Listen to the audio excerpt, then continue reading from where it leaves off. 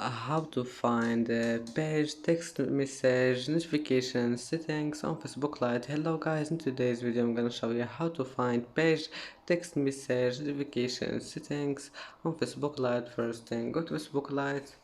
Here you will find this storyline at the top corner. Click on it and scroll down until you find this one, pages, and then just select your page, and now click this settings icon here and click notifications, and here we'll find the text message. Only need to, here you can manage it, and that's it.